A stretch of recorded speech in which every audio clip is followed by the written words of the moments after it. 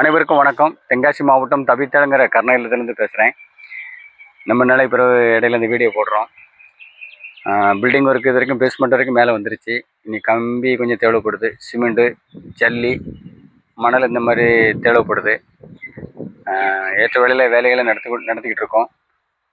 இன்றைக்கி தென்காசி மாவட்டம் ஒரு கிராமம் மடத்தூருங்க கிராமத்தில் ஒரு அம்மாவும் அவங்களுடைய மகனும் அவங்களுக்கு சாப்பாட்டுக்கு கூட முடியாமல் ஆகாரம் இல்லாமல் ஒரு வீட்டுக்குள்ள துர்நாற்றத்தோடு அந்த வீட்டுக்குள்ள இருந்தாங்க.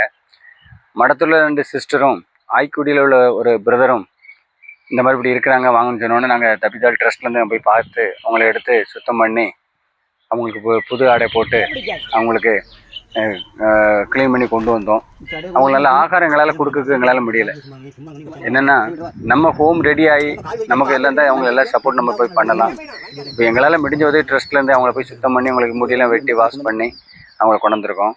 நம்ம ஹோம் ஏற்ற வேலையில் சீக்கிரத்தில் வேலைகளை நாங்கள் முடிச்சிட்டோம்னா அவங்கள கொண்டாந்து பராமரிக்கிறதுக்கு ரொம்ப வசதியாக இருக்கும்.